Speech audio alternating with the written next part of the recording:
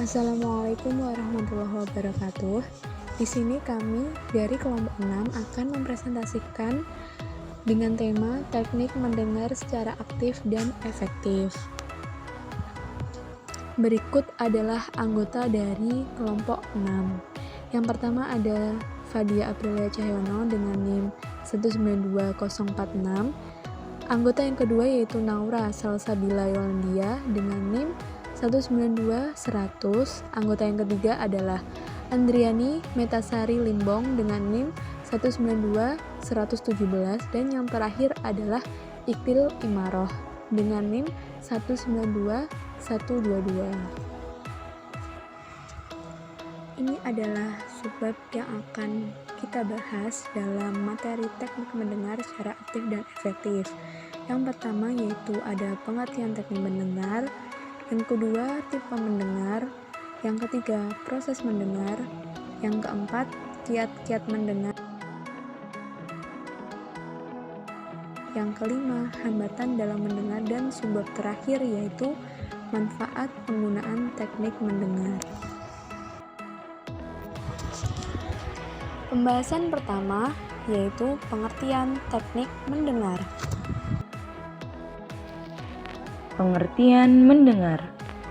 Mendengarkan adalah proses yang aktif dan kompleks yang mencakup perhatian, fisik menerima pesan, memilih dan mengatur informasi, menafsirkan komunikasi, menanggapi dan mengingat.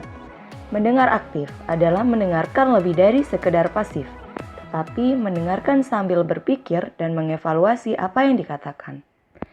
Mendengar secara aktif dan efektif adalah dengan memadukan indera pendengaran dengan pikiran, sehingga dapat menangkap dan menginterpretasikan pesan yang disampaikan.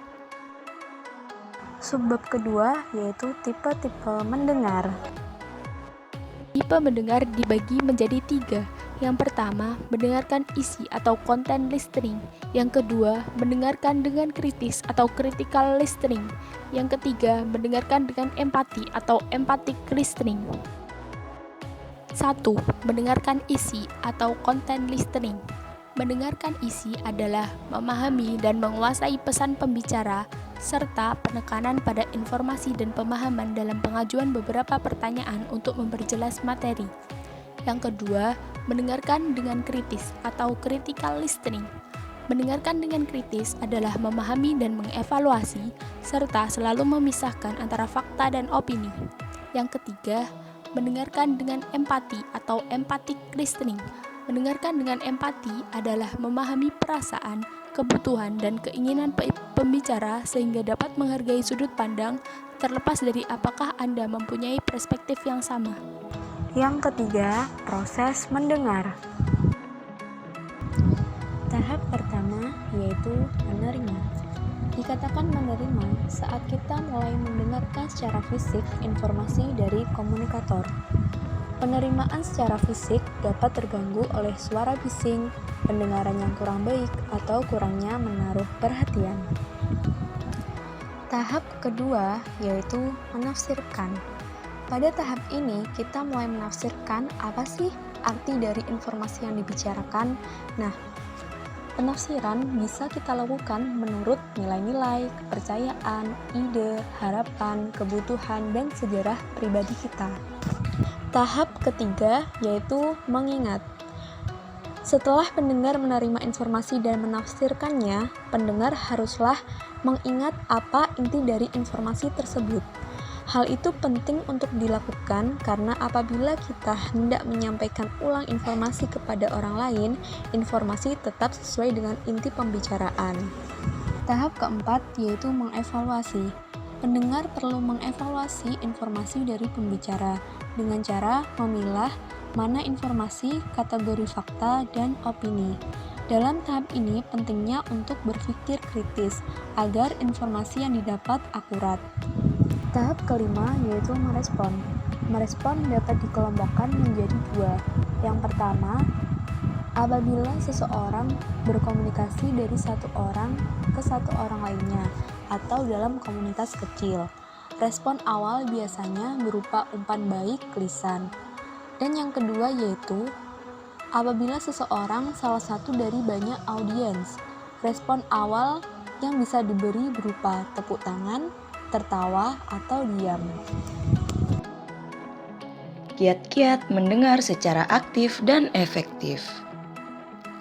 Yang pertama, lakukan kontak mata. Yang kedua, pikiran terbuka. Yang ketiga, lakukan visualisasi. Yang keempat, perhatikan bahasa tubuh. Yang kelima, bertanyalah. Yang kelima itu hambatan dalam mendengar. Wah, 2 sebab lagi. Semangat ya semuanya. Jadi hambatan itu terbagi 2, hambatan eksternal dan internal. Yang eksternal itu yang pertama kelebihan pesan, di mana jumlah komunikasi yang sangat banyak dalam hidup membuat mustahil untuk mendengar sepenuhnya. Yang kedua itu mendengar kompleksitas pesan, di mana ide yang lebih rumit dan rinci semakin sulit untuk diikuti. Yang ketiga itu gangguan lingkungan, di mana suara sekitar dapat mengalihkan perhatian atau membuat sulit untuk didengar dengan jelas. Yang kedua itu hambatan internal. Yang pertama keasyikan. Saat larut dalam pikiran dan kerumitan sendiri, kita tidak bisa fokus pada apa yang orang lain katakan. Yang kedua itu prasangka, di mana jenis prasangka lain terjadi ketika kita memaksakan prasangka pada orang yang berkomunikasi. Yang ketiga itu kurangnya usaha, di mana butuh usaha untuk memahami artinya, ajukan pertanyaan, dan berikan tanggapan, sehingga terdapat keterlibatan antara pendengar dan pembicara.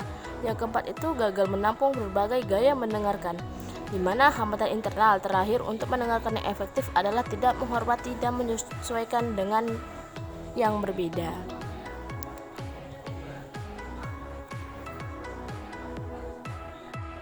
Yang keenam, manfaat penggunaan teknik mendengar secara efektif dan efisien.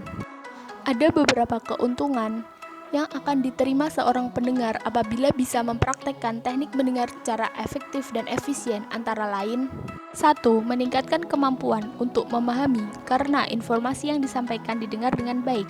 Yang kedua, mendorong lawan bicara untuk menyampaikan pesan secara menyeluruh karena kamu menunjukkan perhatian dan ketertarikan terhadap topik pembicaraan. Yang ketiga, meminimalisir keadaan konflik yang kerap timbul karena miskomunikasi. Yang keempat, dapat menumbuhkan rasa hormat pada lawan bicara. Yang kelima, meningkatkan produktivitas ketika melakukan diskusi karena komunikasi yang terjadi berjalan secara efektif.